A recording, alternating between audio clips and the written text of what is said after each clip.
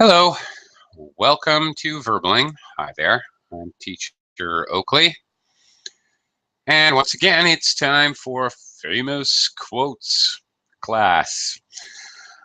As always, we'll be examining some quotes from a famous person, and I will attempt to clarify any confusing vocabulary or cultural reference or metaphor or idioms. And then we'll discuss what we think the quote means and or the validity of the quote. Do we ascribe to that view? Today we'll be looking at quotes from Voltaire. Okay, let me greet some students here and see what you guys know about Voltaire. Hello, Thomas. Hi, how are you? I'm fine, thank you very much. How are you? I'm fine, thank you. Great. I'm fine. Terrific. Welcome to the class. Where are you from, Thomas? Thank you. Well, I'm from Mexico City. I live in the. I'm from Mexico. I live in the Mexico City. Awesome. Very cool. Must be kind of late at night there. What time is it there? Well, right here it's 11 p.m. 11 o'clock p.m. Oh, okay. All right. Not so bad. Okay. Anyway, Thomas, what do you know about Voltaire? Voltaire, well, not much, in fact. I think that he was French. So far, so good. Indeed. Or should I say, mais oui. Yeah. He was definitely French. Okay, let me say hello to Heidi. Hi there, Heidi. Hello. Nice to see you again. Nice to see you. How are you today? Today it's quite warm, so I don't need to wear a jacket. It was very cold here this morning. Cold. Filipinos For cold, here. but 20 degrees Celsius. Well, I think it was like 16, which is very cold for Oh, very cold. Yeah, in any case, welcome to the class. Thank you. What do you know about Voltaire? No, I don't know. No? I have no idea. Yeah, okay. This guy, Voltaire, I think he's highly underrated. Just in totally my opinion, of course. Voltaire was French, absolutely. Born in 1694, died in 1778, and I think he had an enormous influence on both the French and the American revolutions, because Voltaire was an extremely prolific writer, something on the order of 2,000 books and pamphlets, 20,000 letters, not to mention assorted plays, poems, and essays, and other scientific and historical works. This guy wrote a lot. I mean, a real lot. He lived to be quite old, especially for that time, obviously. 84 years old or something. Go ahead. Heidi? Sorry? Oh, Oh, now I can hear you. my computer is working. I can see green light. I can hear you now. Oh, okay. Have you ever read some book? Voltaire? Yeah. Well, yeah, I have. I know. I can't remember specifically, but I knew that I had to read some works of Voltaire I think even in high school civics class, but also definitely in university. Various papers. He had not only did he write novels and plays, but also a lot of like essays and papers and political pamphlets kinds of things. Because basically he's considered to be a French Enlightenment writer, historian, philosophy, famous for his wit. His big things, he was an advocate of freedom of religion, freedom of expression, freedom of the press, separation of church and state, and he was highly critical of religions and religious dogma, frankly. He was way ahead of his time. He was very skeptical and outspoken about religion and government control and religious control, for that matter. So, anyway, so, he was, in his time, he was completely hated by many people. But he's one of these people who became more influential after he died, maybe not. Maybe that's an inaccurate statement, seeing as how at the time of his death, basically the French Revolution was in its infancy and the American Revolution was well underway. Anyway, interesting guy, this Voltaire, and I think as we look at his quotes that you are going to definitely recognize some of them. I imagine you will. Jebo, welcome to the class. Hello. Oh, hello, teacher. How are you? Hi. I'm good. How are you? I'm good too. Thank you. Nice to see you again. Are you familiar with Voltaire? No, not really. Or But you say he was a French writer, prolific writer, and wrote so many books, right? You heard that part. Yeah. Okay. He's a writer, philosopher. He was a lawyer too. Very interesting guy. His family wanted him to be a lawyer. He decided to be a writer. Interesting. Okay, let's. All right. To get an idea, he was very much kind of a radical in politics and religion for his time. Let's take a look at some of his quotes. I'm very interested to see if you guys have heard of some of these before. Okay, I'm going to do a screen share here. All righty. Thomas, I wonder if you've heard this one. Could you read this one for us? Yeah, sure. I do not agree with what you have to say, but I defend to the death your right to say it. Uh-huh. Have you ever heard that one before? Not exactly. Not exactly that quote. But similar ones? Yeah. Yes. Yes. Yeah, I think quite a few famous people have used this quote, but paraphrased or rephrased in some way. Yeah. But I do think Voltaire was the first guy to actually say it. So, kind of the father of this type of thinking, really. Okay, well, Thomas, what do you think his point is here? Well, I think that all the people have different points of view, but that is it doesn't matter. So we should try to defend or to respect the point of view of another person, even if I disagree with that point of view. Okay. Here's an interesting word for you.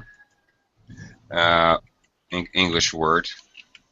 It's popped up a lot. Now, this quote here, really, I think you can see the parallels or how this strongly relates to the whole recent occurrences in France, as coincidentally, which is what reminded me of Voltaire, frankly, in order to put it on the menu for today's class. The recent events with Charlie Hebdo, what's going on. Voltaire felt that the right to free speech was sacrosanct. This word has popped up in a lot of the press recently. I've seen it a dozen times at least.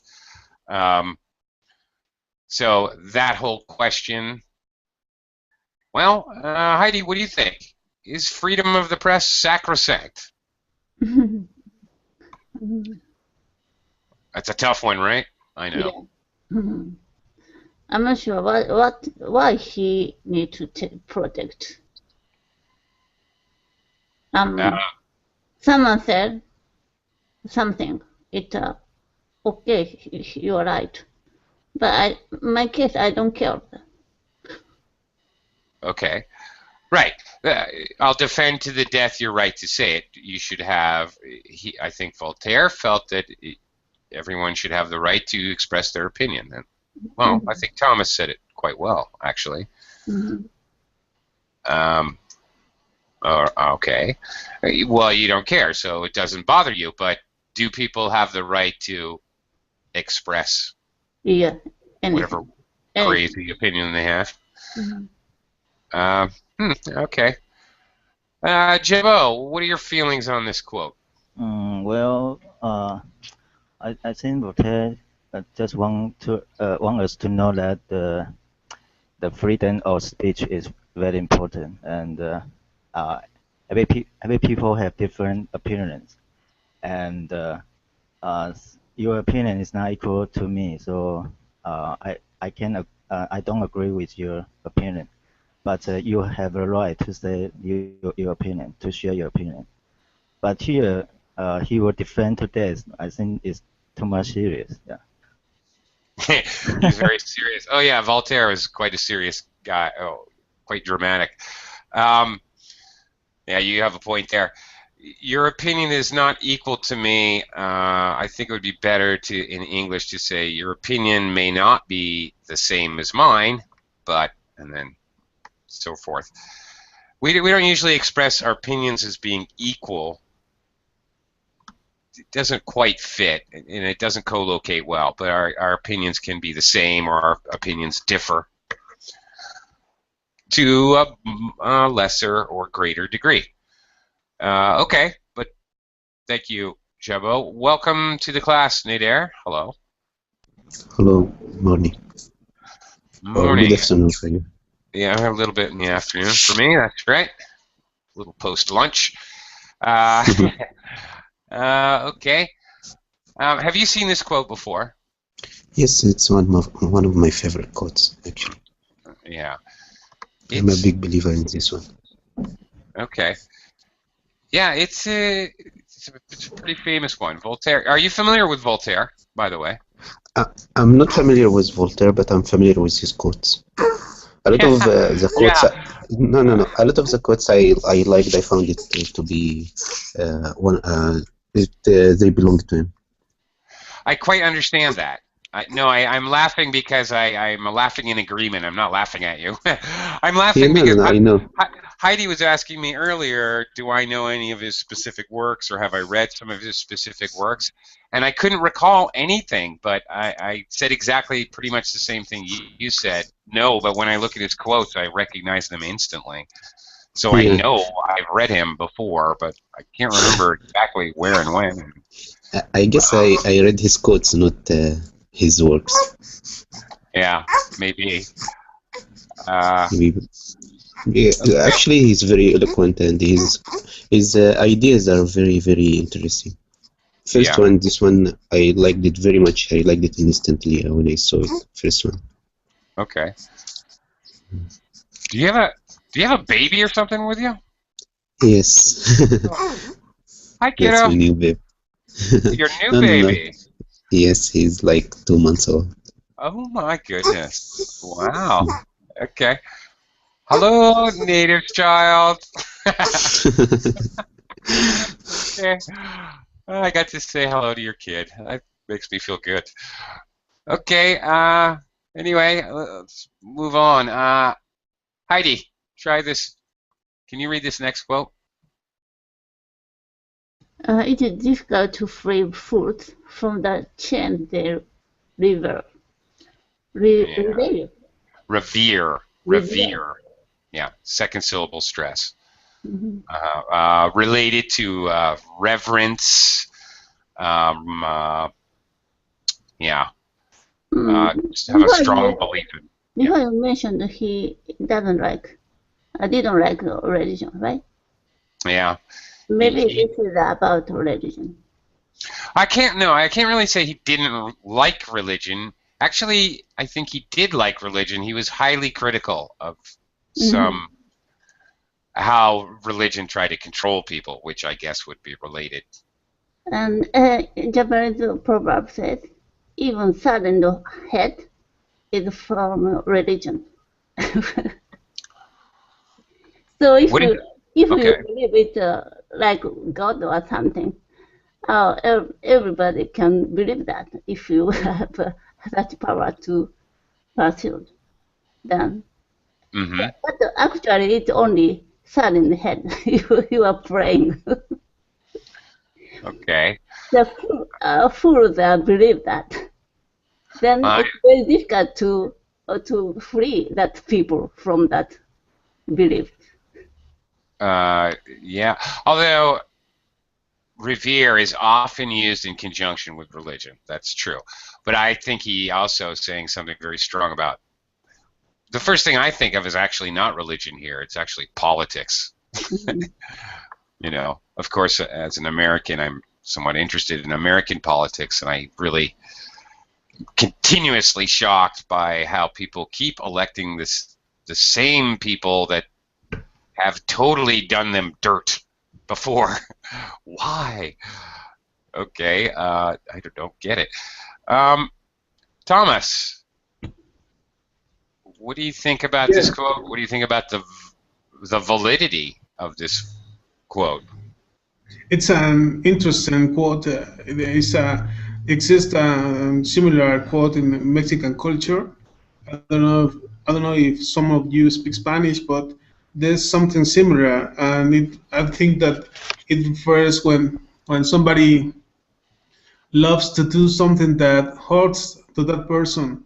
You cannot do so much to help that person to get out from that problem. So if that person loves to do that, or maybe he or she feels fine to doing that thing, I don't know. You cannot do much to help them. You're talking about like on a personal, individual level. Are you talking about, I don't know, drug addiction, alcoholism? That could include that kind of person, but I'm referring to in general. Okay, all right. Because I hadn't really thought about it by being individual, but it certainly would work. Talking about drug addiction or alcoholism or something like that, for sure. Yeah, it would seem to fit to me. Jebo. Yes. Well, I think that Voltaire wants us to know that all human beings are born free, but this society has so many, so many social order and power structures, and that can restrain us to have some kind of freedom. And if someone obeys some kind of rules, they need to respect that kind of rules, and it could restrain us from freedom. And for example, if somebody believe in some kind of religion, they, for example, they need to go to the church every Sunday, and but if someone don't believe that, they don't have to do that. Okay. Yeah, I guess. Okay. All right. And it might even go along with this next quote. I don't know if they really go together or not. Nader. Yeah, I both they go together, and even they may relate to the same one, first one, because I have discussed political matters with people who are very fanatics to their own ideas, and they when you try to defend the other party, even if you do not agree with the other party, they think you that you are like a sleeping cell of the other party, and you are pretending not to be one of them. So. People are not accepting other ideas easily. Some people they even like their oppressors, and they said that there is a strange relation between the oppressor and the oppressed one. They may even revere them, or they may even like them more than people who are trying to free them. Yeah, what is that? There's actually a psychological term for that. It's something like the Stockholm effect. Yes, that's it, exactly. Is that it exactly? I don't remember. Exactly, yes. The Stockholm complex. Okay, right. Yes, a very strange thing, but it happens all the time where somebody is held prisoner, kidnapped, or a prisoner of war, or kidnapped, what have you, and they start to identify with their captors, and furthermore to almost want the domination, to come to actually like the domination or need the domination. I don't know. It's an odd thing, but yes. And then of course common sense is not so common. Oh yeah. Jebo, do you agree with this? Yeah, common sense is not so common. Yeah, I agree. Yeah, because common sense is a group of people. They have some opinion about something, but they don't be the same. For example, we are come from different country. We have different kind of knowledge, common sense, and we also have different personality. Everyone has different personality. So basically, common sense is not so common in this case. Yeah. Jibbo, have you ever heard the concept of Occam's razor? No, what is that? Okay. When in doubt, when you need to make a decision, when things there are maybe a number of different explanations, and I'm speaking extremely general here. It would be worth your time to actually look this up and research it, because it's very interesting. Totally generalizing in an inadequate explanation, but basically the concept that usually the most economical, common sense, the one that would take the most effort and is the most obvious and answer is probably the answer. The one where you don't have to go groping for conspiracy theories, but, you know, I don't know. Take MH17, the Malaysian jet shot down above Ukraine. There's all these theories and there's conspiracies. They did it, somebody else did it. Really, just applying Occam's razor, all right, a couple of drunk guys made a mistake, didn't use the radar, and accidentally shot down a plane. That is probably what happened using Occam's razor. The most obvious and common sense approach to a problem is probably the correct one. If it walks like a duck and it quacks like a duck and it swims like a duck, it's most likely a duck. That's basically the idea, to put it simply.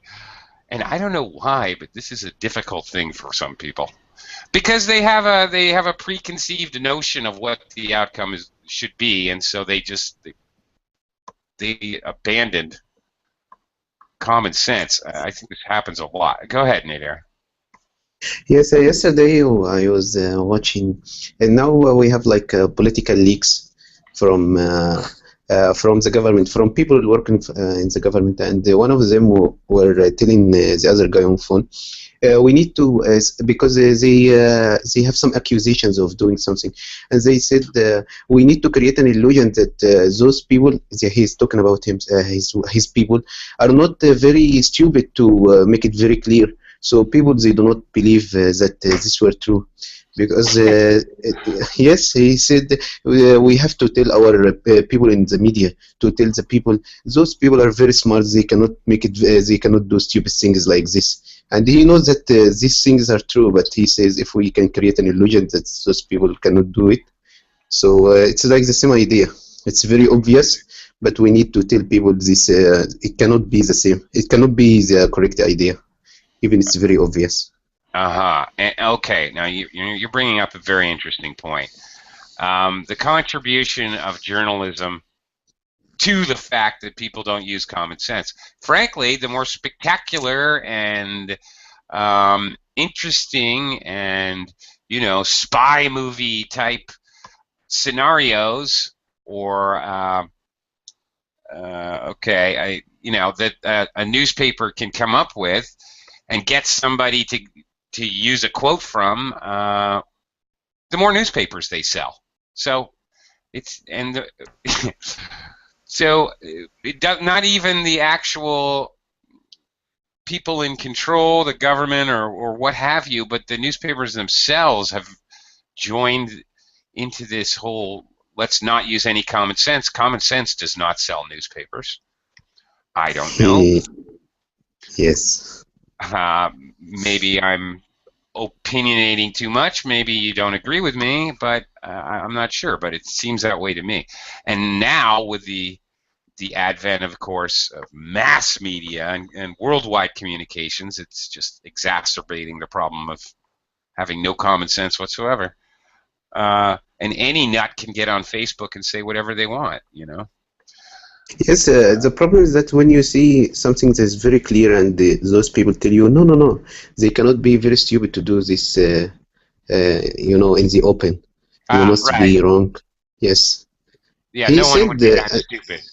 Yes, and they are very stupid, and they know that their mistakes are revealed. But they say this idea that we say we can create an illusion that we are not very stupid to do this. This is very, very interesting idea for me. All right, I get you. I get it. Right. Oh, so they create the illusion that no one could be that stupid, and we. Yes. Yeah, and yes. I've heard that as an argument, which is a very funny kind of argument. No, that couldn't have happened. Nobody could be that stupid. I would never doubt that people can be that stupid. Sure. That's okay. Well, last week was Einstein. We had the quote. What was it? That genius has limits, but stupidity has... Yes, stupidity has no limits. Yeah, it's infinite. Yeah, well... it's something. Yes. There you go. It'd be nice to... I'd love to sit at a dinner party with Voltaire and Einstein. Be fun. Heidi, common sense is not so common. Yeah, only small place it's common sense, but from outside it's not common. Do you think, in general, okay, both in the sense of the world and in Japan and where you live and in your circle, do you think common sense is becoming less and less common or about the same? Japan has some peculiar rules. Oh dear, you people gradually knowing that, so. I'm sorry, Heidi, you faded out, and I really, really want to hear what you have to say. Would you mind repeating?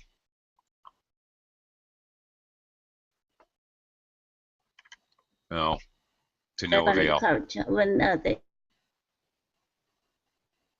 Oh dear. Oh dear. Yeah, Heidi, I wish you could share that with us maybe later. Right now, you're cutting in and out, unfortunately. Sorry. Sorry about that. Okay. Okay, Jibbo. Hello? Okay, hello. Yeah. move on here. Every man is guilty of all the good he did not do. Well, interesting. Interesting. A little reverse thinking, maybe? Yeah. Okay. I think in our daily life, there are so many good things that we neglect, ignored, and not doing it because sometimes we have no time to do that. For example, if some old man have a heart attack in the street, and you walk by, would you help him or not? You will probably ignore him and just walk by because you don't have any time to do that. But if you don't do that, maybe the old man will die. That's because you don't help him. So it could be a problem. I would, Chibo. I would. Yeah, I twice in my life I've seen a car accident, a really bad accident, and I got myself all bloody and. You call 911? No, I put my hand on the wound because he was bleeding like a stuck pig. No, I go apply first aid and I yell at the top of my lungs, not call 911. It's happened to me a couple times. Well, you're a nice guy. Yeah. No, I didn't really think about it. It just seemed the obvious thing to do to me. I didn't really feel like I had any choice. But in some countries, so many people, if they see a car accident, they just only watch and don't do anything. Yeah. Sometimes gawk. They are very selfish. Yeah. Yeah, they gawk. Gawkers. People that just watch and stare with their mouth open. They're gawking. There's another good word for you to know. Bunch of gawkers. Yeah, absolutely true. Yeah. But you can't. But on the other hand, I think he's being a little harsh because I remember, okay, using Jabot's example and my retort that I helped the person, but in all reality, hello, I was helping one guy. Meanwhile, there were two other people involved in the audience in the accident. I can't save them all. I just went to the guy who I knew what to do to help him. I can't. You know, I don't know. Does this quote fight against the idea which I've often heard? I don't know if it's a quote, but the concept, you can't save everyone. Well, you can't save everyone. I don't know. Charity begins at home. Okay. I don't know. Is Voltaire saying that you have to every second being trying to help everyone? I don't know. What do you think, Thomas? Yeah. Yeah. What do you think of this quote? Every man is guilty of all the good he did not do. Yes, well, I think that every person has the chance to do the good to others, to other persons, and in fact, I think that you feel fine when you do good things to another persons. So if you don't do it, you cannot blame to another person, to others. You cannot blame to your wife, your parents, your brothers. Every person is guilty because they have the choice to do or not do it. I agree with that quote. Oh, okay. Okay. Okay. Well, I think it's an interesting quote because it's sort of, I don't know, it's a little looking at it in a mirror view or something instead of talking about guilt of crimes or bad things. Okay. Oh, I want to go to this one. I like this one. Nader, do you have a comment before we move on? Yes, we can also say that every man is guilty for the good he did not say, even when sometimes you hear a lot of lies and you keep quiet. We have like a saying that the man who keeps quiet when it's time to tell the truth is a mute devil. Yeah. So because he is a participant. Right. Yes. I've heard a couple of different quotes with the same idea. I can't bring them to mind at this particular moment, but I've also heard similar quotes. I want to look at this one because this was interesting and can be interpreted, I think, widely. Nader, could you read this one? To hold a pen is to be at war. This, for sure, all of those people, writers and journalists who write their opinions, so they should be ready to defend. They should be ready to the criticism and the wars that would be launched against them. We have like a saying also that a pen is harsher than a sword sometimes. Same quote in Western culture. The pen is mightier than the sword. Yes. I guess it's the same. I guess so. Okay. By the way, Voltaire is not Voltaire's name. By the way. So what's his name? This is a nom de plume. It's like that's not his name. Fragrance name. Yeah. No. Voltaire is his nom de plume, which is the French word, but it is still used widely in English. I just want to share with you his pen name. I find this interesting, goofy but interesting, but I can't help it. I sometimes love the etymology of words. Plume, name of the pen, is what it is in French, but of course plume is also the word for, can anybody guess? No? Here's another word. Feather. Feather, very good. Plumage in English means feather.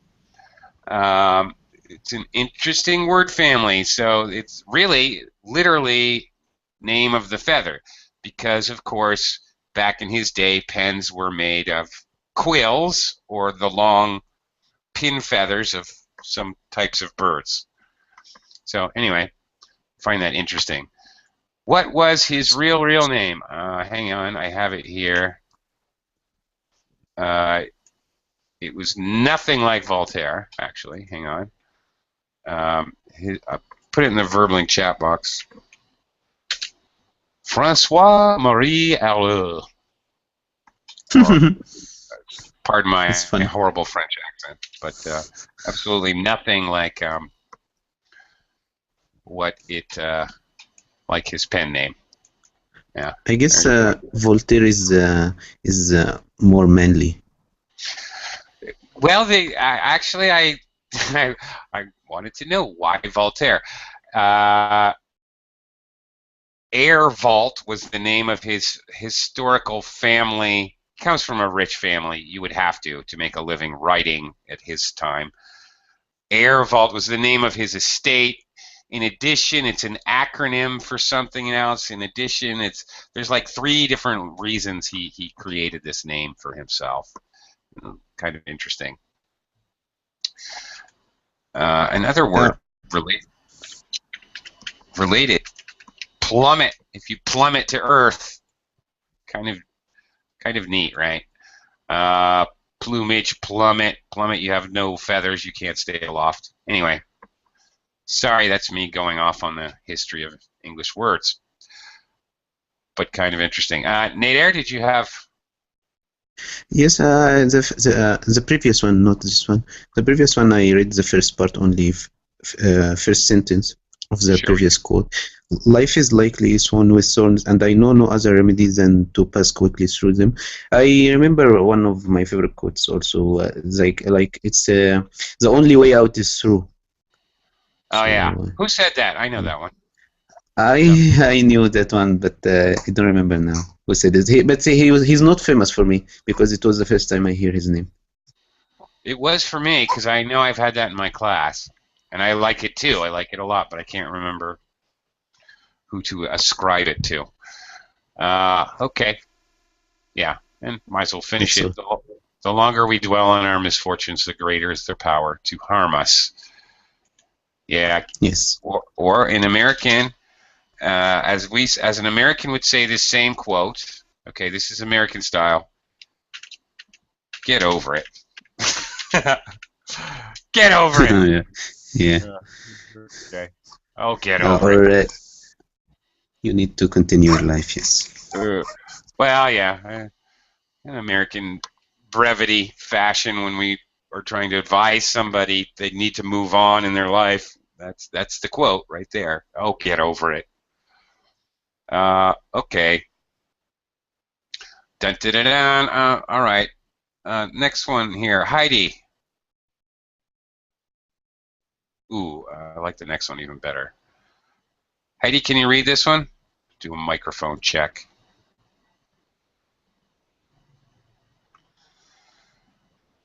Heidi, are you there? Not sure about Heidi's connection today. Heidi, if you are there, can you give me a shout and say hello? Yeah. Yeah, okay. All right. Sometimes my connection fixed. I can't move any. Yeah. I hear you. You get stuck. Me too. Okay. Can you read this next quote for us? It is forbidden to kill. Therefore, all murders are punished unless they kill in large numbers and to the sound of trumpet. Okay. Maybe if murders kill one by one or so, it's kind of crime. But the war, the country war, government started war. Yeah. Very big number of people died, but it's not crime. Yeah. Do you ever have problems with the whole concept of war crimes? I mean, the whole idea is you're running around killing people. Is there a nice way to do it? And why do people, frankly, I don't really understand, why is it so horrific that Americans bombed Japan with nuclear weapons, but Americans and British also bombed Dresden with fire bombs and incinerated slowly a million people? We lost, so we couldn't say anything. Why is one bad and one's not bad? I don't understand that. Excuse me, but I just don't get it. Personally, I'd rather die in a nuclear blast than in a firebombing, where you're arbitrarily just burning every single building. Losing is bad, in the worst case. Losing is bad. Losing is bad. Yeah. If Japan won, maybe we accuse America, but we couldn't. Yeah. Right. Now, but sometimes I personally get confused with the whole, okay, there's a good way to murder large numbers of people and bad ways to murder large numbers of people. I'm sure the dead people don't really care. Regardless of your religious beliefs and where you are, your after-death beliefs, I'm pretty sure the dead people don't care if they were burned to death, stabbed in the eye, nuked, or drowned. I'm pretty sure they don't really care. Actually, Hiroshima or Dresden, Nagasaki, all people died were only common people, not soldiers. It's kind of, but we can't say anything because we lost. What? Now, why is that any? No, my point is, why is that any different than firebombing Dresden? They didn't nuke Dresden, but they sure burned every living human in it, man, woman, child, old people, priests. They didn't care. Why is that any better or worse? Why do we assign moral value to one over the other? That's my problem. I don't see where, I don't get it. Yeah, a horrible atrocity and millions of people killed is a horrible atrocity, and I don't really care how you do it. I don't see any moral high ground to stand on. That's my point. Yeah. They're both bad, obviously. They're both bad, but how do you make one better than the other? I don't understand. Reasons come later, always. Yeah. Hiroshima and Nagasaki atomic bomb, but they can create a reason. But actually, they killed the baby and the children, the women. Sure, and so did Japan when they killed 1 million people in Manila. 1 million people. And do you think they were all soldiers? Of course not. Don't be ridiculous. There's no moral high ground here. That's my point. Mm-hmm. And you know, whatever. There's no more horrible way to be killed than another horrible way to be killed. But so I'm going along with Voltaire on this one. He's being quite sarcastic here, in my opinion. Unless they kill in large numbers to trumpets. Dun, dun, dun, dun. Okay, it's okay for me to kill lots of people. Okay. Anyway, I've got on my high horse. That was me on my high horse preaching. All right, Jabel. Yes. Well, what do you think about this one? Well, this one is very difficult. Actually, I don't understand why he wrote this sentence, but I guess, Really? yeah, but I guess he wants us to kill a lot of numbers in a perfectly way. Yeah. And Okay. yeah, I just guess. Is there something you don't understand about the words of the language that I can clarify for you? This sentence, I know every word, but when Okay. you combine together, I lost understanding. Well, I don't think there's a country on Earth where it's not forbidden to kill. Mm-hmm. I seriously don't think there's any place on Earth where that's okay. Therefore, all murderers, you can break it into sections. Therefore, all murderers are punished. All right? Sure, you can understand that idea. Unless, of course, they don't have to be punished if they kill in large numbers, kill a lot of people, and to the sound of trumpets. Now, the idea here is to the sound of trumpets. In Western countries, armies would attack. Literally, they would use trumpets as communications because they didn't have radios or any kind of communications. You would use trumpets to tell your troops where to go. Run over here, kill those people on the left, go right. They would use trumpets to attack. In other words, he's using this as a metaphor for war. So unless they kill in war, okay, that's what he's doing. He's using this as an expression of a metaphor for war, I think. Well, in my opinion, that's what he's doing. Okay. Nadar, do you have anything, last comments on this one? No, I guess you have covered it. Yeah. What is the one about an answer doesn't reveal an answer and doesn't an answer and a question? I guess an answer doesn't opinion. No. I guess down another still. Opinion has got no. This one? No. Oh, I like that. That yes, one. That one. Yes, that one. Oh, I like that one. Okay. I Okay. also liked it. All right. Can you go ahead and read it? Yes, I read it yesterday. I liked it very much. Judge a man by his questions rather than his answers, because when I thought about it, I found that a question, an answer might reveal your knowledge, but a question reveals your mind.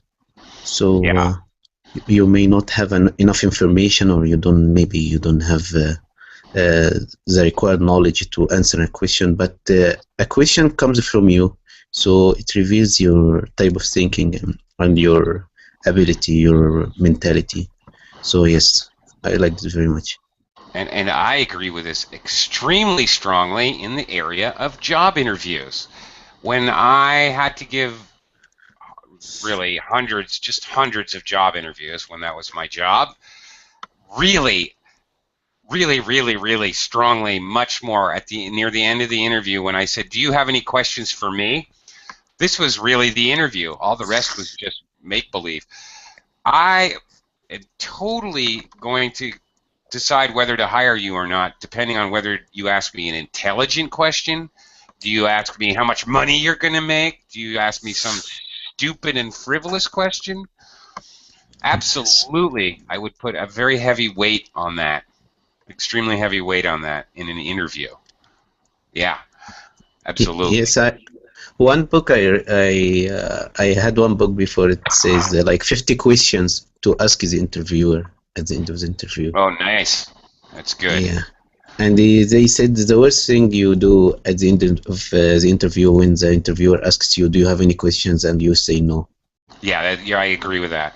100% agree with that. Absolutely.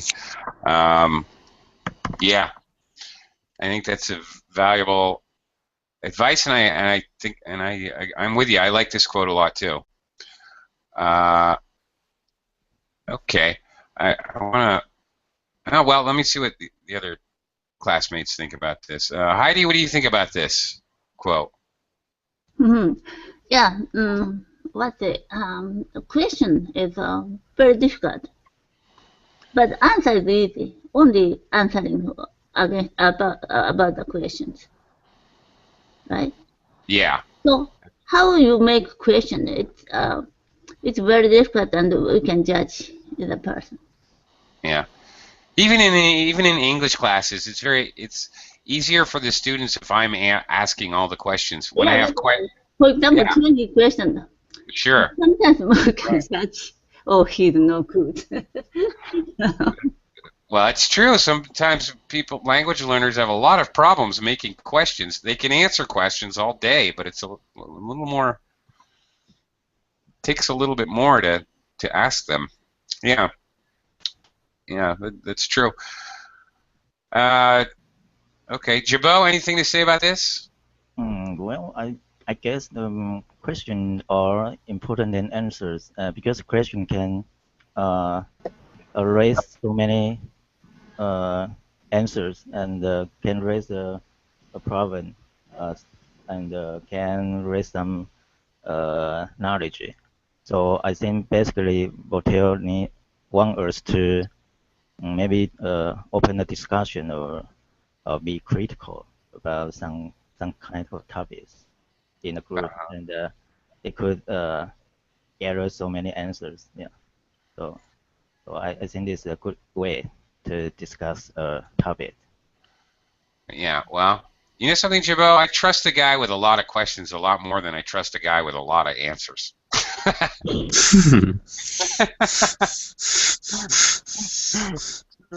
Yeah, I just thought of that actually just now as I was saying it, but it's true. Yeah. Okay. I like this quote too. We've had another person join us, so let me quickly give a shout out to Wilson. Hello, Wilson. Hi. Hi. How are you? I'm fine, thanks. All right. Cool. Well, welcome to the class. Yeah. We're looking at quotes from a crazy old Frenchman named Voltaire. Here's one of my favorites. Could you read it for the class, and then we can talk about it for a minute? Those who can make you believe absurdities can make you commit atrocities. Yeah. What do you think of that?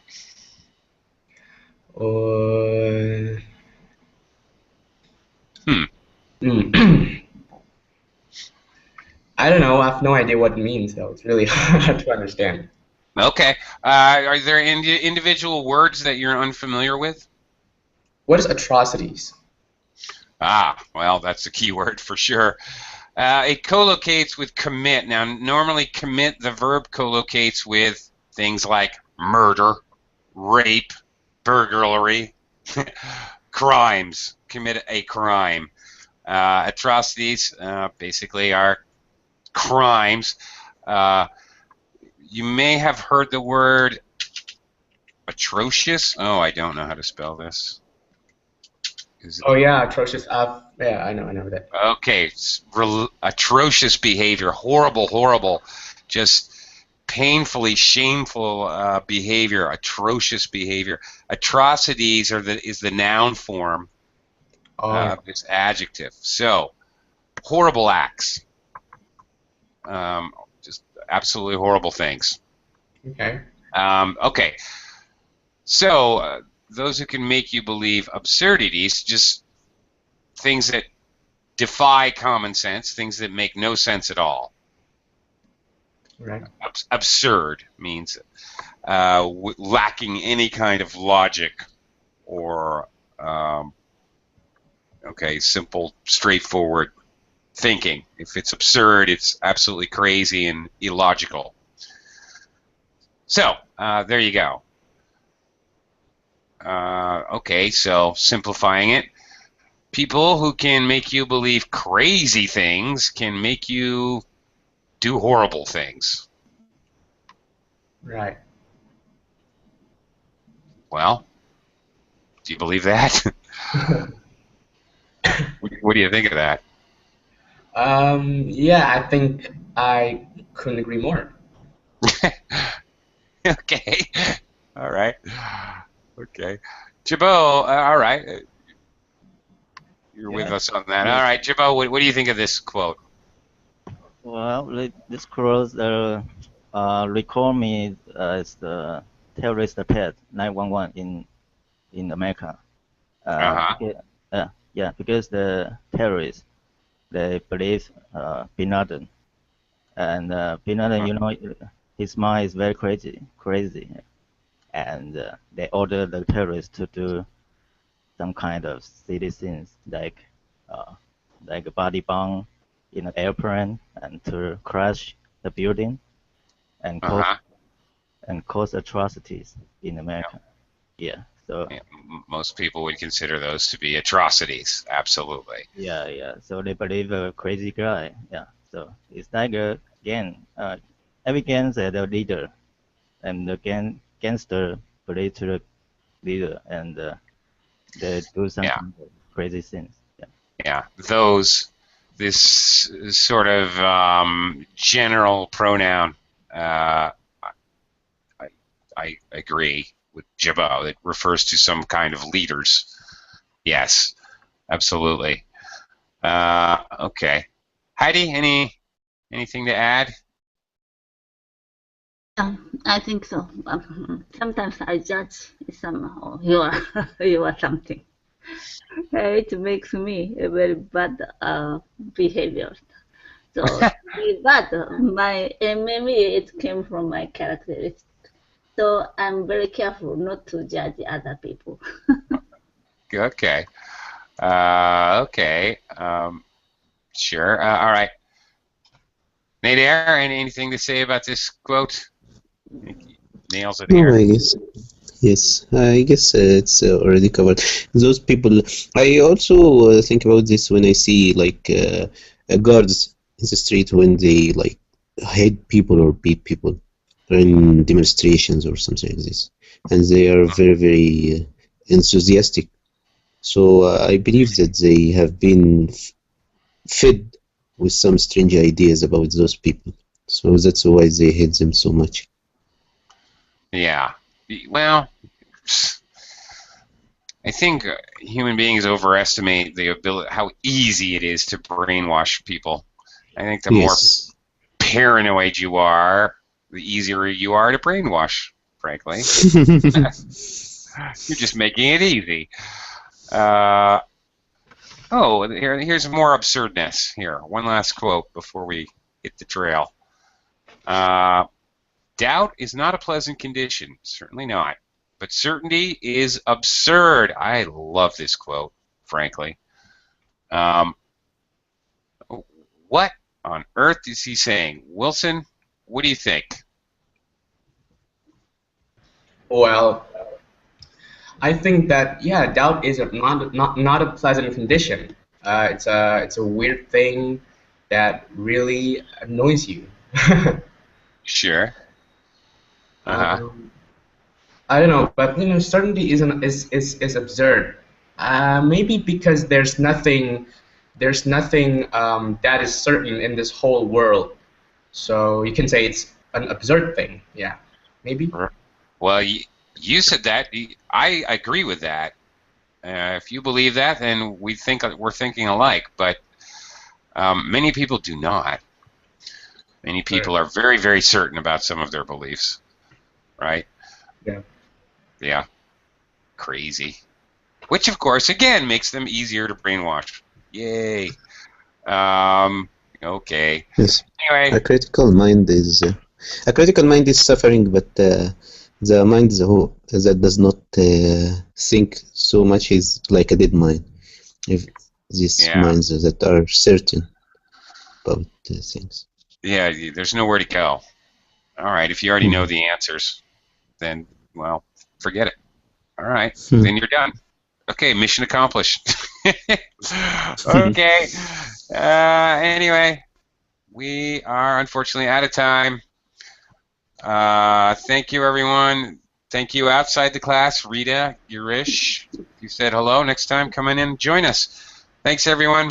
Have a great weekend, everybody. Yeah. Bye for now. Thank you. Thank you very much. And goodbye. Bye-bye. Have a nice weekend.